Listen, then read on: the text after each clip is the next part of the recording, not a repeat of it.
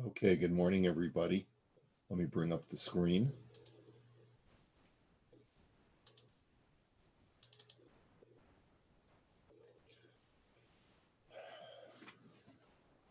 Okay, great. I hope everyone's doing well. Um, so yesterday we had learned about this differentiation in halacha between a Jew and a non-Jew, and we said that there's no prohibition of ona'ah, of allowing the other party on the other side of the transactional table to make their own mistake. In other words, I don't have to disclose to them if there is, as far as the value of the item that is being exchanged, if we both enter into it consensually to transact on a particular item, and it's worth far more or far less than fair market value, depending if I'm the buyer or the seller. I don't have to disclose that to a non-Jew, but I do have to disclose that to a Jew. But we also learned that if a person has an opportunity to make a Kiddush Hashem, then it's better for him to make the Kiddush Hashem than to exploit the ignorance of the person on the other side of the table. We also learned that the one thing I'm not allowed to do is to be deceptive. In other words, to misrepresent the value of a product. It's one thing to allow the other party to deceive themselves or to act on their own ignorance, but I cannot contribute to their lack of understanding of the value of the commodity that is being exchanged. That would be usser. And the Imrei Yaakov had pointed out that there are two opinions on this, and that the Rab Shulchan Aruch is taking the more stringent opinion. And he then points out, Uma kol shekain heicha shahanachri shomer zayin mitzvahs b'nei Noach. This is certainly true when the non-Jew is observant of the 7 Noachide laws, which means he behaves in a moral fashion. And he quotes a bunch of commentaries, and especially when we live among Gentiles who are monotheistic, believe in God, the same God that we believe in, then certainly we're not allowed to do anything deceptive, as the Shita Mekubetzes quotes in the name of the Meiri. Rabbi Menachem Meiri, as I mentioned to you, was a rabbi in the 14th, 15th century in Provence, in France. He lived among Christians. I'm sure that there was certainly persecution against Jews, but he took a decidedly favorable position towards the Christians that among whom he was living. And he probably took the most stringent view as far as how we have to deal fairly with the non-Jews among whom we're living. Now, it's also important to note that, as we'll see, the more liberal position as far as how you can treat non-Jews and you can exploit them is based upon the fact, as the commentaries write in the Gemara in Bava Kama, that these Gentiles exploit other people and regularly do not deal kindly with other people's money. And so whatever opportunity we have to be able to get the upper hand over them financially, we're just recouping the losses of the Jewish community. And so keep that in mind, that the Gemara in Bava Kama Daf Kuf Yud Gimel Amud Beis says expressly that while you're not allowed to steal from a Gentile, you are allowed to keep his lost item. In other words, if you find a lost item belonging to a Gentile, and even if it has identification, you find a Gentile's wallet in the street, so the Gemara says that you're allowed to keep it. And as the commentaries say, that it's premised on the fact that when you live among Gentiles who are idolaters, you can assume that they're interested in taking everyone else's money. So you're just recouping what has already been taken away from the community. Now, but the Meiri says as follows: Nimtza sha'af ovdei ha'elilim b'sheinam gedurim b'darchei hadatot asur legazlam. The Meiri writes, does everyone see the text that I'm quoting from? Okay. It turns out that even idolaters, heathens, that are not girded in the ways of religion, that's literally the way he writes it. In other words, even people who are godless or who worship multiple gods and don't have any kind of moral girding to guide their lives, you're not allowed to steal from those people, even if they're acting immorally. Ve'im nimkar lo Yisrael, aser lotzeis miyado below pikadon. And ve'im nimkar lo Yisrael, if I think what it means is, if a Jew was sold as a slave to an idolater, he's not allowed to just break free. There has to be below pigeon. There has to be some kind of redemption. There has to be some kind of compensation. If, let's say, a heathen purchases an Israelite slave, you have to purchase the Israelite in order to get him back. You can't just steal him. And you're also not allowed to abstain from paying back the loan that you owe him. If you are a debtor to a heathen, to an idolater, you have to pay him back. Umikol makom, ein adam chayav lechazer achar avedaso kidei lahachzira lo. The only thing you don't have to do is if you find something that is of his that is lost, you're not obligated to track him down and go to that effort to try and return lost objects to him. Velo od, ela af mi shematza avedaso eno chayav lahachzira. And not only are you not obligated to go to extents to try and find the owner and return it to him, but even if you find his lost item and you know where he is, you're not obligated to give it back to him. Shemitzia mixas kinyanhu b'chasaraso derech chasidus. And the reason is because once you find the lost item, it really is, in a sense, the finder's keepers. And it's only an act of piety to return lost objects. Ve'ein anu kfufim lachasidus l'misha ein lo das. And we do not feel any kind of indebtedness to act in a pious way to someone who has no religious girding, someone who has no religious grounding. V'chein ta'uso, im ta'a me'elav, shalom mitach bulaso. And similarly, if the Gentile himself makes an error in a transaction, meaning that the Jew did not do anything to deceive him, but it was only his own error, his own self-deception or his own ignorance. V'lo mehishtadluso, ein hechrech bahashavasa. And there was no effort made by the Jew to try and deceive, or he did nothing to try and create that deception. There's no obligation to correct him and return his error. Umikol mako. So that's all when we're talking about an idolater, a heathen who is not girded and grounded in religious practice. Umikol makom im nodolo al kol panim chayev lahachzira. But if the Gentile discovers the error and he says, "Hey, I gave you too much, so or you, for whatever reason I undercharged you by accident," so then once he discovers his error, you have to return it to him. V'chein af ba'aveda kol tzad sheyehi chilul Hashem bi'ikuva machzira. And the same thing is true with lost objects as well. If you find a lost object and then the Gentile discovers that you found it, so then that would create a chilul Hashem if you were to hold on to it and not return it to him. So then you would have to return it to him.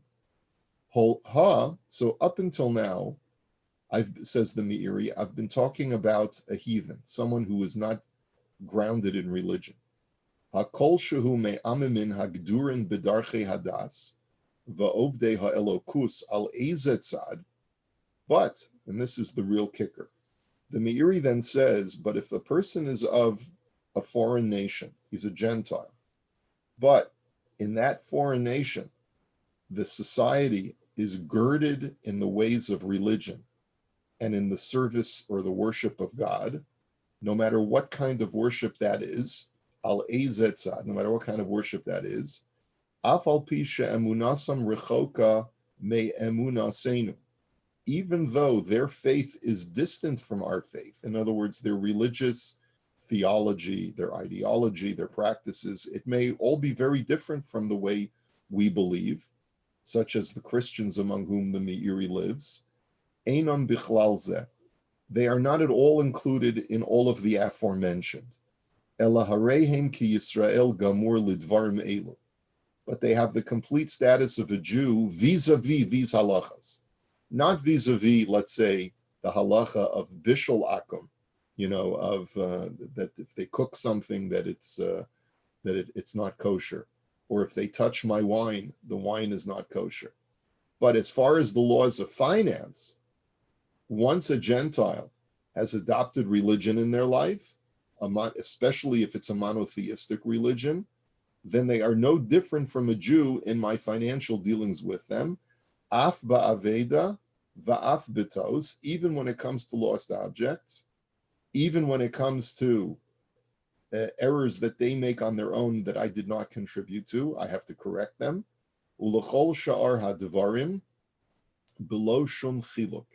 And for all other matters, without any distinction whatsoever. Now, that's the Meiri. Does everyone agree? Do all of the medievalists agree with the Meiri? No, not everyone does. But Rabbi, what did he say about ribbis?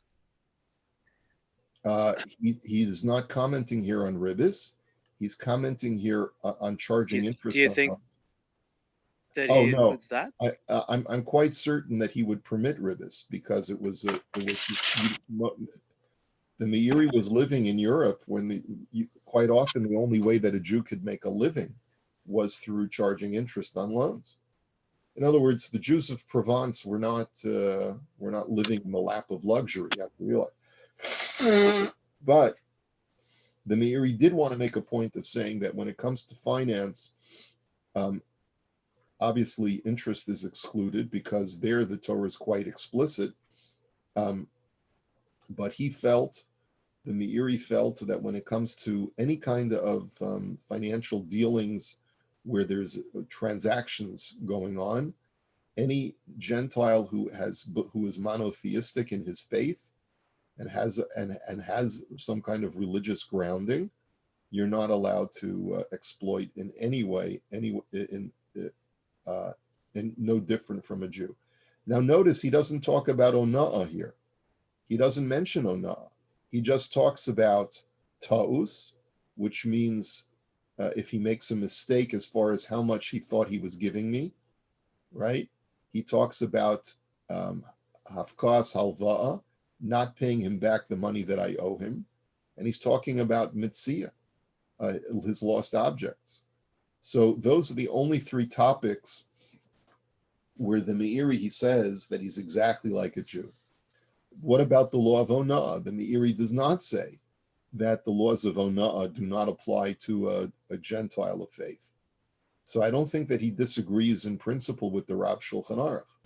But I just wanted you to see his language, because the Meiri says that there are two categories of Gentiles.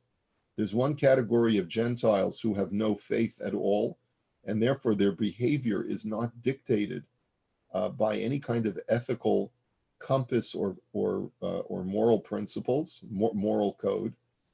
But then there's another kind of Gentile among whom we live today. And those Gentiles are people who are guided by certain kinds of principles, of moral principles based on their faith in God. Rabbi, are they though? I'm just wondering in this day and age, how secular the world is. And they may say that they're moral and they may have laws, but I don't think the vast majority or even a minority are guided by God necessarily. I'm talking, unfortunately, even amongst the Jewish people. Yeah. I once heard a Jew say, don't bring religion into business. God is one thing, business is another thing. Well, I would make the argument that today, even atheists are girded in ethical practice in a Western society. I don't know whether I'm placing too much confidence in modern man or not. I would ask for you to weigh in on that. You should give it some thought. In other words, there's a lot of darkness in society today in the way that people interact with each other. But there's also a lot of goodness in society today, especially in our country, in Canada, even more so than in the U.S. So I think that, if a person was living in somewhere in South America, maybe there might be a slightly different attitude. Would someone like to weigh in and say what they think, whether this would apply to an average Canadian? I think it would apply. I think what the Imrei is saying would apply to an average Canadian. What about a Mexican Gentile? I don't know. Is Mordechai on the line? I don't know. But I don't know what to say. I don't know how to tell you how to measure it. But I do feel that this should resonate with you as far as the way that you have interactions with non-Jews. But obviously it's very subjective. It's very difficult to know one way or the other. Yeah, certainly with the non-Jews that I interact with in the workplace and otherwise, I would agree with what the rabbi is saying. That I think there's a moral ethic, and I think certainly in the decades past that was true. I get a bit concerned about what I'm seeing currently and looking forward, but indeed. Also, we're dictated by laws. We have moral compass. The whole country does, to a certain extent. So people do act civilly. People do act civilly, but only to a certain extent. The country has no laws about transactions where you can. I mean, there are certain aspects of illegality about exploiting another person financially, but the laws are very liberal. The caveat emptor is usually what prevails in society today. Rabbi, I just want to say that, like, I'm just dealing this right now where there's a number of retail stores, because I'm a wholesale manufacturer, and I'm really seeing people's sort of colors coming through clearly about payments now, trying to collect money because they were closed down for a certain amount of time, and how they don't want to pay, and how they want me to write off things. They want to return all sorts of merchandise, and it's very interesting. But there's everything's been thrown out the window in terms of trust and the relationship, and now it's each man for himself, and there seems to be a lot of ethics that are not being shown properly here now. And I think a lot of business owners are seeing that to a certain degree. Yes. Yeah, I'm not surprised by what you're saying, Ron. I do think it is revealing, and it could be that this is the reason why Chazal in the first place said that you shouldn't bend over backwards to behave morally and ethically to a Gentile who can potentially stab you in the back. But there's this tension within halacha between those who are mistrusting of the other and those who say, no, that we have to have an optimism in the condition of man. And you can even see this kind of tension where you see, even like the Imrei Yaakov had said, there's two opinions in the halacha, whether or not you're allowed to even steal from a Gentile. If, as far as stealing, actively stealing, it seems like everyone agrees that that's usher. But as far as to deceive him, right? There is an opinion that even if you misrepresent a product, then that's okay as long as the guy's a Gentile. And it seems almost mercenary when you think about it. But then when you put it up to a backdrop of Jews being religiously persecuted and being overly taxed and then having their properties confiscated and all of these other things that the Rama was living through. So you understand why there's two different opinions. On the one hand, we're not obligated to put more money in their pockets. On the other hand, we don't want to stoop to their level. Okay. Just one comment, Rabbi, if I may. Does that sort of idea show a lack of bitachon in Hashem? What I mean by that is very simply, I've always understood that on Rosh Hashanah, Kadosh Baruch Hu decides what we're going to get for the coming year. Whether we cheat or not, we're going to get the same amount. So doesn't that show that those people who are willing to do that are showing a total lack of bitachon in Hashem and what He's willing to give us? I guess it depends on how you view the balance between bitachon and hishtadlus. There are people who would make the following argument: if by that argument, why should I go to work?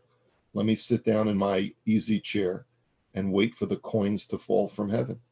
Right? So what is bitachon? Bitachon means that whatever I'm supposed to get after putting in a hard day's work, I'm going to get.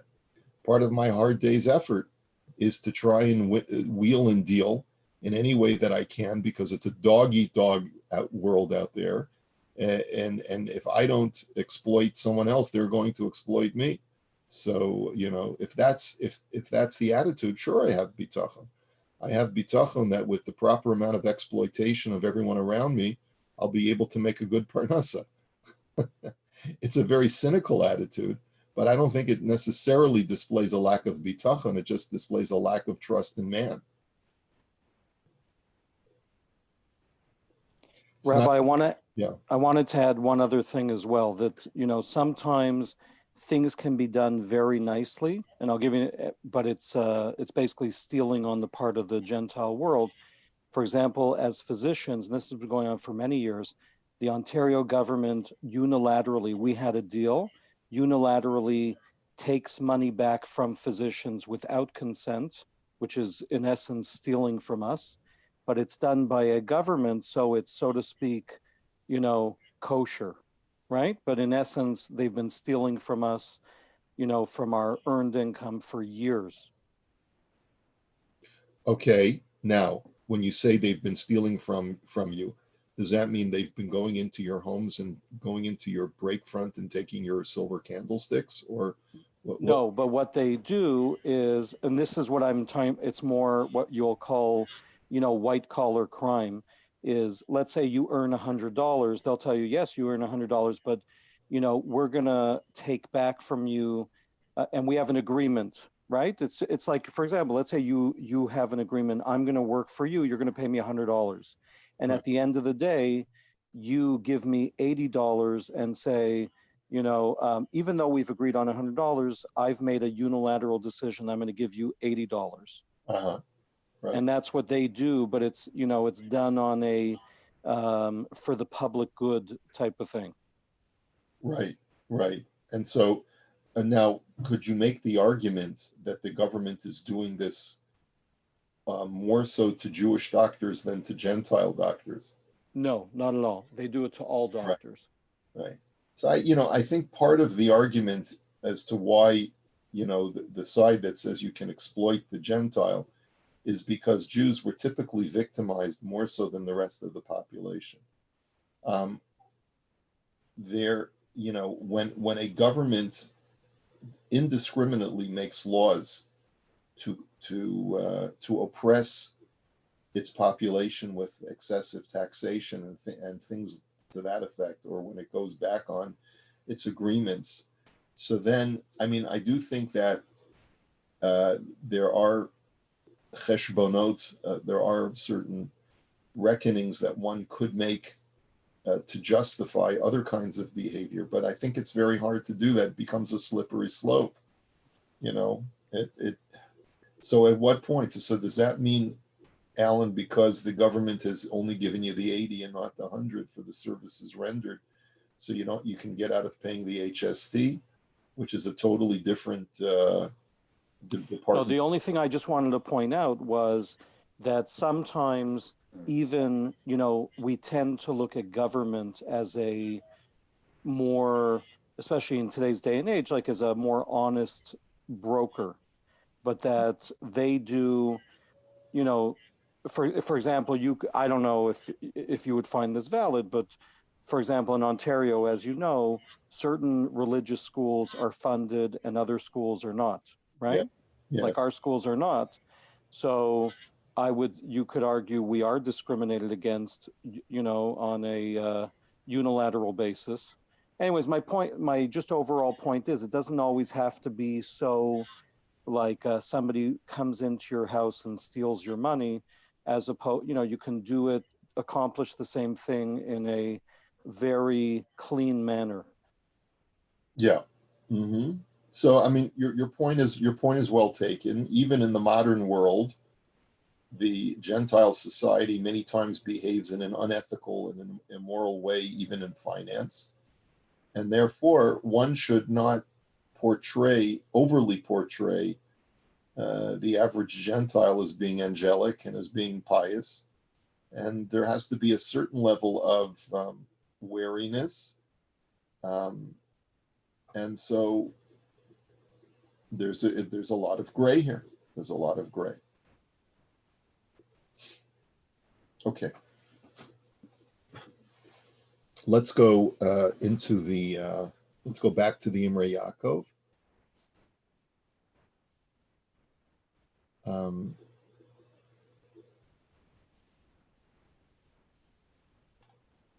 So we said before, if there's a defect in the merchandise, you are obligated to notify the Gentile of the defect, because if you don't, and the Gentile does not have disclosure of the defect, so then that's Genevas Das, or it's a form of Genevas Das, of deception.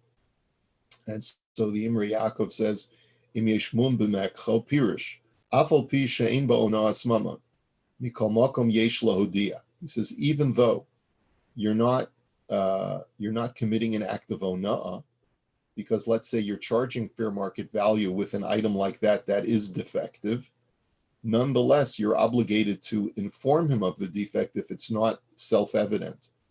Duhudoma legnevas das da'aser, because otherwise it's a form of genevas das. It's a form of deception, of deliberately misrepresenting to the Gentile, and that's aser. Afal pi she'ein bo chisaron mamon, even when you're not causing him a loss of money. So you're selling it for a low price, taking into account its defect, but he thinks he's getting a bargain. He doesn't realize that he's getting fair market value. And so therefore you're obligated to tell him. Umikol makom hafkas halva'aso shel nachri shari k'delakamen siman zayin sif dalid.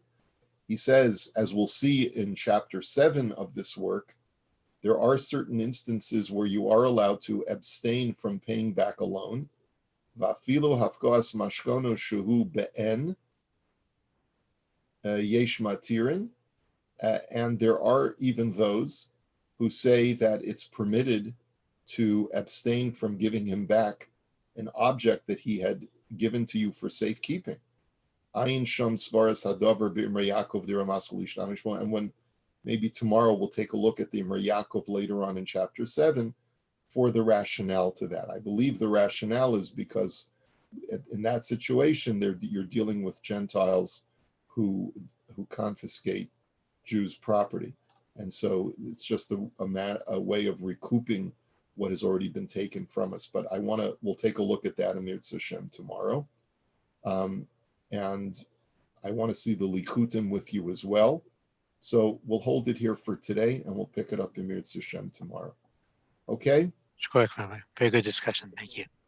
Have a good day, everybody. Take care. Be well, everyone. Thank you.